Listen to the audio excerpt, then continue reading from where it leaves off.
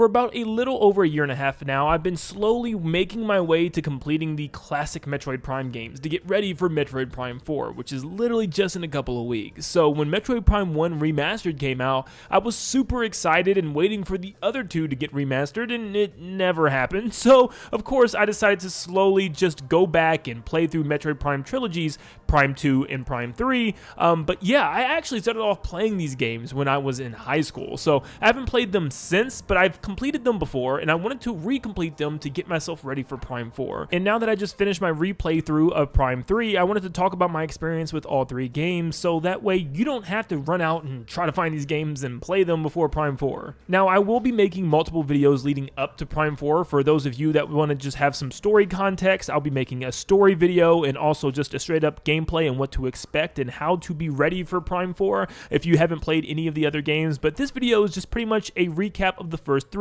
and what I felt about them and how they stand the test of time here in 2025. I am absolutely yapping my head off, but before I stop yapping, make sure you leave a like and subscribe. We are trying to reach 380,000 subscribers, 400K very soon, so make sure you leave a like and subscribe. Only you can make that happen. Thank you so much, and let's start off with Prime 1. So, replaying Prime 1 immediately, thanks to the remaster, I just was like in amazement of how good this game looked, with the atmosphere bumped up to 1,000. But Prime 1 is the game of the trilogy that I would say has the best vibe, the best atmosphere, the best music, the best just theming.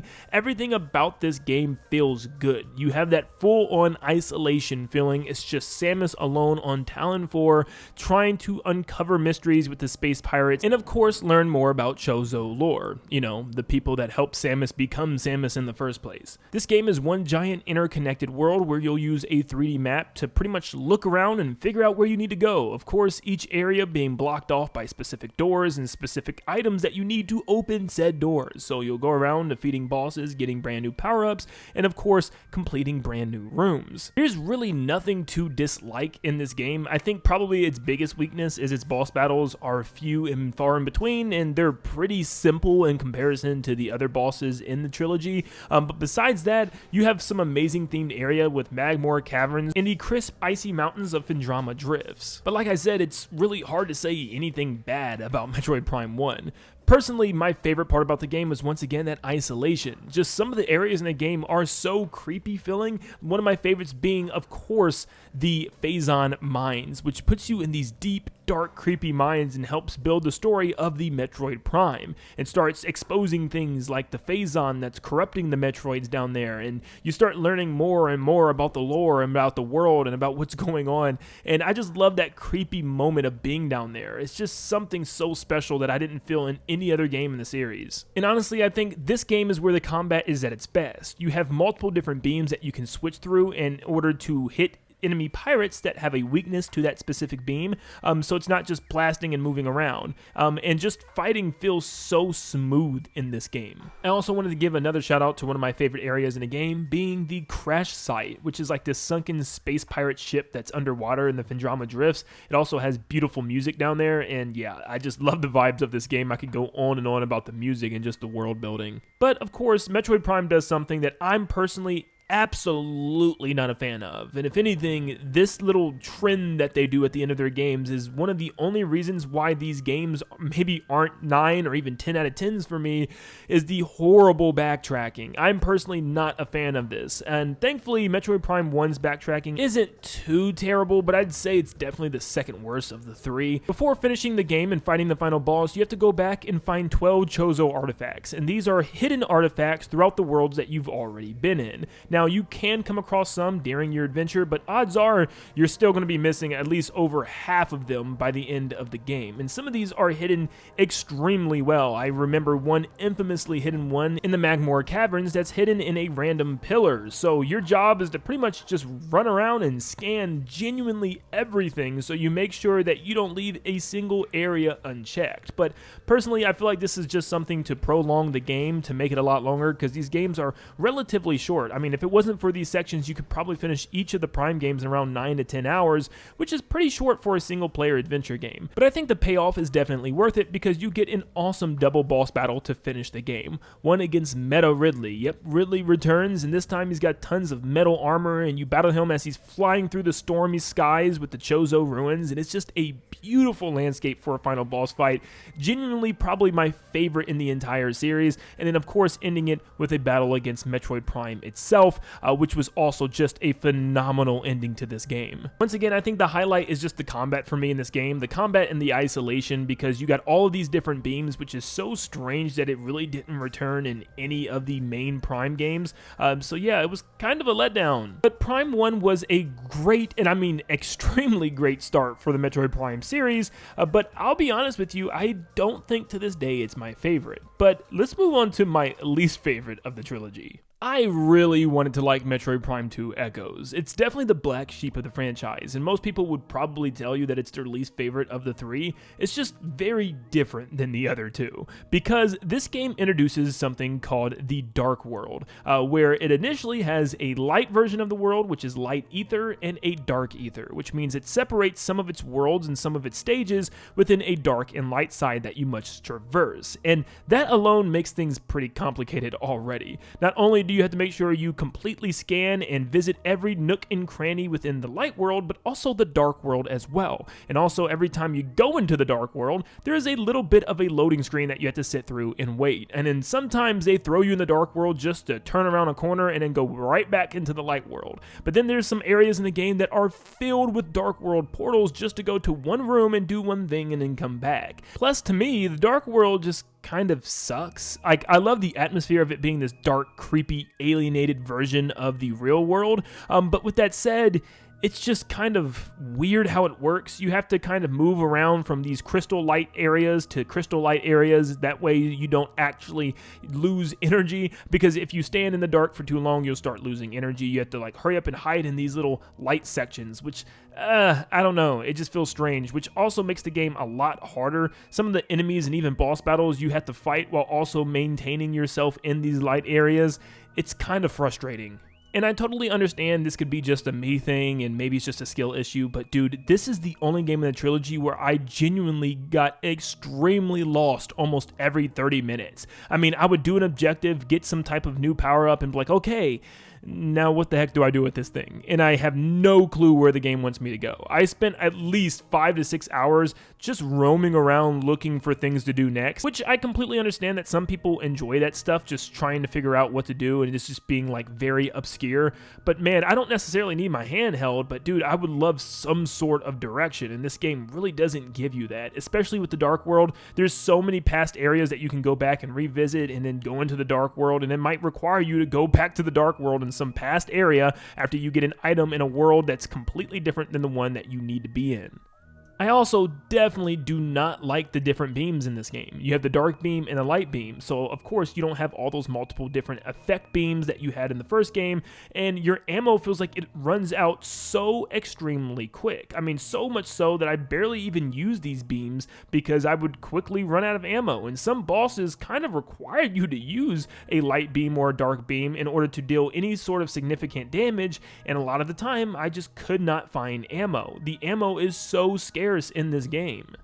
But on the plus side, I will say this game has some of the more unique boss battles in the entire series, and it's actually filled with boss battles. I believe it almost has the most, if I'm not mistaken, simply due to the fact that you're never just getting a brand new power up or anything by just finding one laying on the ground or doing some puzzle. You almost always have to defeat some type of boss or guardian that's guarding that power up that you must take out. But I will say there's one area in this game that is by far one of my favorites in the entire trilogy, which is the Sanctum Fortress, which is this really cool futuristic fortress in the sky. I really like this one, and kind of like the neon city lights below was really interesting and a really cool take that I was really surprised was in this game when I saw it. And instead of just shooting alien monsters over and over again, this new area actually has new style of enemies that I really liked, including these brand new robot droids that are all over the area, and also homing probably one of the best boss battles in the entire trilogy, being Quadraxis. I mean, seriously, I've always loved this boss battle. But I feel like also every game has that one annoying enemy that's just always bothering you.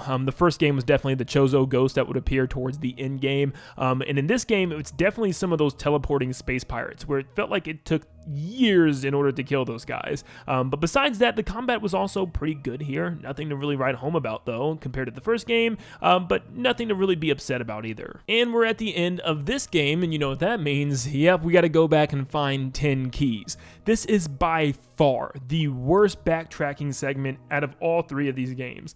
Not just because you have to pretty much walk everywhere once again because it's one giant interconnected world, but also that there is a dark world involved, so you have to find these keys a lot of the time in the dark world. And not only are they in the dark world, but they're also invisible. Yep, you have to pretty much go to each room and just use the echo visor in order to find these things in the first place, which is insane. And some of them are extremely well hidden. I'm talking in a deep dark corner of a dark world that's already in a deep dark corner of a light world that you have to find. I mean, one was literally in the dark world, in a corner, underneath purple goop, behind a pillar, and invisible.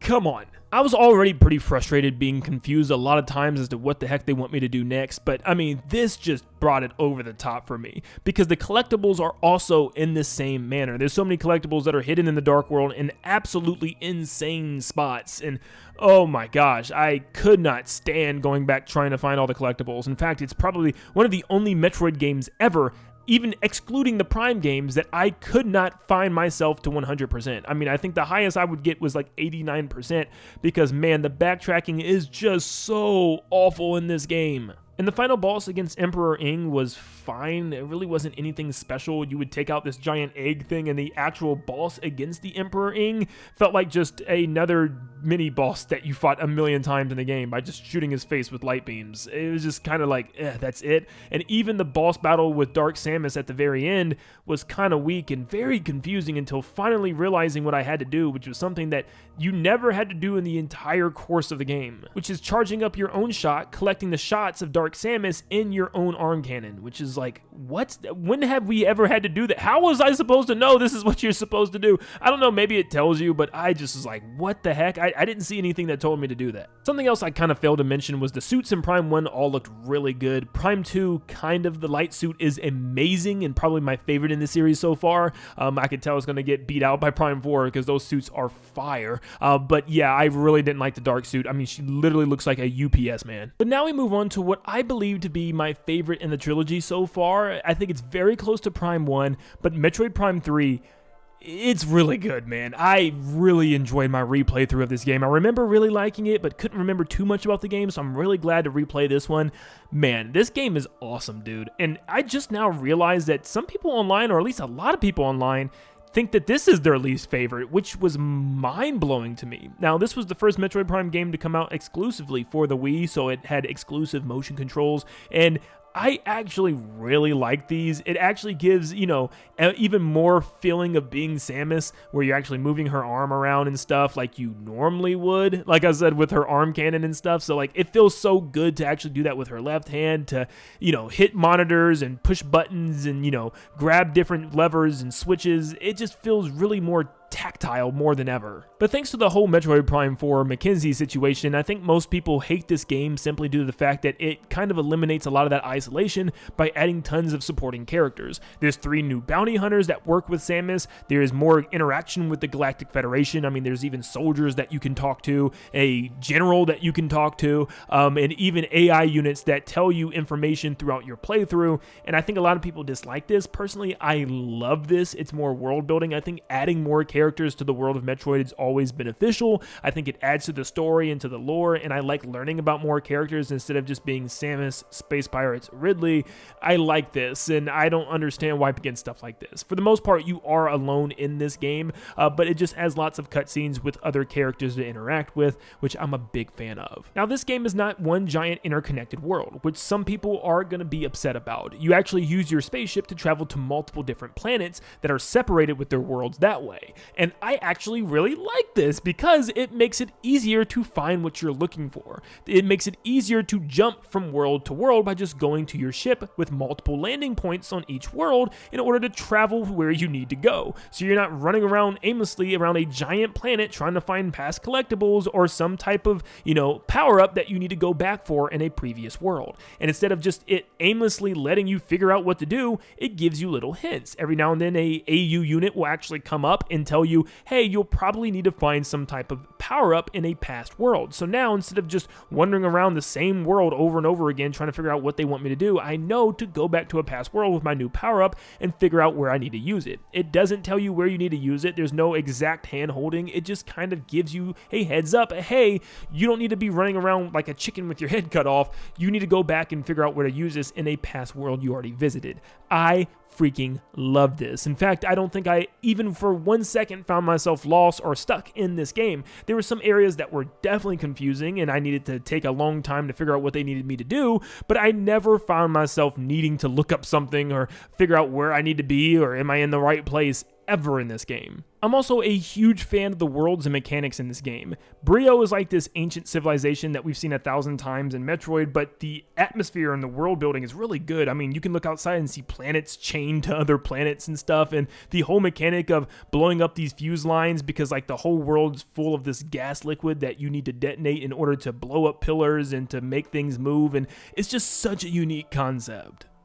And you actually get to use Samus's ship in so many ways, whether it be filling it up with rockets in order to detonate some type of generator shield outside, or using your ship to carry some type of cargo over to another part of the planet. Sanctum Fortress in Prime 2 is amazing, but Elysia Skytown in Prime 3 is without a doubt the most fun I've ever had with a world in a Metroid game. Not only is it one of the most beautiful, unique locations in the entire series, it's full of fun, new robotic enemies, awesome zipline segments, and also some really fun boss battles accompanied with some unique puzzles that are not offered in any other area. And the whole story and concept around this area is just peak, dude. I mean, you're constructing a giant bomb thanks to the help of your ship, and you have to move the entire floating town pretty much over top of one of the seed generators in order to drop that bomb. And then you also need to quickly find a way to escape as well, because your escape route ends up failing and you need to re-hotwire pretty much your escape pod before the bomb goes off. And it's just, oh dude, it's so much fun. It's just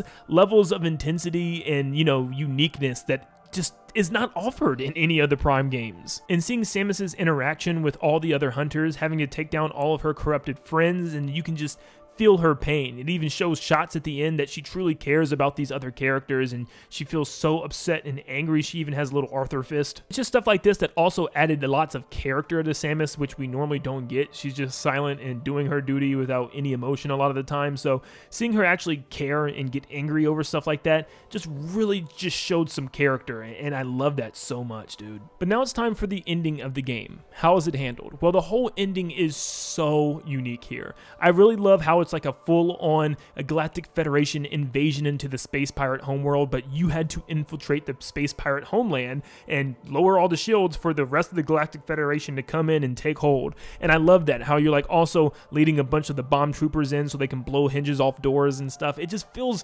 I love it, like a big galactic war, and I love having something like this in a Metroid game for once. But besides it always just being Samus and only Samus, I like this change, dude. Now, just like the artifacts in the first game and the keys in the second game, of course the stupid collectibles come back, but it's done in the best way possible. You need a total of 5 energy cells in order to reach the end of the game, but there's a total of 9 that you'll find along your journey if you want to collect everything and all the hidden power-ups that go along with it. I love this. And most of these energy cells are really not hard to find. I mean, lots of them you'll find during your journey, but if you're still missing a couple, all you have to do is go back to the past areas and run through them real quick with all your new abilities. You'll easily be able to figure out what you're missing, because there'll be areas that you just never visited, or straight up rooms that you've never entered, or just panels that you've never even bothered to pull off or, interact with. And I found myself easily collecting all the ones that I needed by just scanning the areas one last time. Of course, you'll be accompanied by that post-game annoying enemy. This time it's like a giant ball of floating Phazon, which is just stupid and annoying, that duplicates every time you shoot it. But yeah, I think the only weakness this game has is the combat, because it's made super super simple. There are absolutely no alternate beams this time around. You just upgrade your beam as you go on, but you do have one special Phazon hyper mode beam in this game, and it's pretty much super OP. That's the reason, is because the combat is pointless. You'll find energy tank pickups pretty much everywhere. I mean, they slap some genuinely right in your face. And I think it's because of this mode. When you enter it, it actually depletes your energy as you fire in this mode. But when you have so much energy, you can just keep switching to this mode whenever there's a strong enemy on screen and defeating it in just a couple of shots, because it is just that good. I mean, it's so good, in fact, it makes your regular weapon seem like a freaking pea gun in comparison. So whenever I came across a stronger space pirate or a Metroid, I just switched to the hyper mode and immediately just took them out in a couple of seconds. So there's not a whole lot of combat in this game. It's just kind of switch to your strong weapon and melt the enemy. But then we get to the final boss against Dark Samus and the Aurora unit, and overall, they're fine. You know, they weren't necessarily bad, but they weren't great either. I mean, I could even see some people potentially saying that this is the worst final boss of the three, just because it's very simple. In fact, you don't even have health in this battle, kind of. You just have this meter that fills with Phazon, and if it fills, then you die. And I don't even really know how it fills, per se. I think it goes up slightly if you get hit, and it slowly goes up over time, but you can easily make it go down by just picking up any type of item pickup that falls from hitting any object on the screen. So yeah, I never even got close to dying in this battle. It's just very easy, and in fact, the game overall is just very easy, if not one of the easier games in the trilogy. But I like the little quality of life things they added to, like, you know, pretty much using your grapple to pull panels off walls and expose weak points on enemies, which is used in almost every boss, it feels like. But still, it was really cool to see that, and all the motion controls, even though sometimes they were a little wonky when it came to, you know, pushing and pulling with the Wii mode. It didn't work that great, at least for me. But overall, I thought that was a cool little neat addition. Of course, you have to do that with the game coming out on the Wii exclusively. But overall, yeah, I think I had probably the most enjoyable experience with the story, the worlds, and just the overall gameplay with Prime 3. And I'd say Prime 1 was a close second, with Prime 2 just being another beast of its own. But overall, replaying these games the last couple of years, yes, even Prime 2 Echoes, has been a blast just to revisit my childhood and to prepare me for Prime 4. I mean, I am so excited for Prime 4 now. I mean, I always was, but I think just coming off of replaying the trilogy and coming off of Prime 3 Corruption, I can't wait to see where they go with the story and with Sylux, and maybe even possibly bringing Dark Samus back in a way. I think reports said that she would not be coming back, but I'm like, come on, dude. It's called Metroid Prime. They got to have the Metroid Prime there in some capacity, right? But regardless, I'm really excited to see how they handle the post-game stuff this time. Is there going to be collectible items that we got to go back and find? I do like how they're doing the worlds, kind of a mix of what they did with Primes 1 and 2 in Prime 3, where it's kind of all separated worlds like Prime 3, but they're still interconnected, but this time with a giant hub world desert, so kind of making it like Prime 1 and 2. I kind of really like that idea, and filling that hub world with fun motorcycle action seems really exciting. There's so much stuff to look forward to with this game. I can't wait to see what they're cooking and what they've been cooking for so long, because it has been so long. But please let me know in the comments down below, what are your opinions on the Metroid Prime games? If you played any of them, what are your favorites? What is your least favorite? And do you agree or disagree with my take on the Prime games? Thank you so much for tuning in. Make sure you leave a like and subscribe to stay up to date on all things Metroid Prime 4 and Nintendo in general. And I hope you all have a blessed day. See you guys.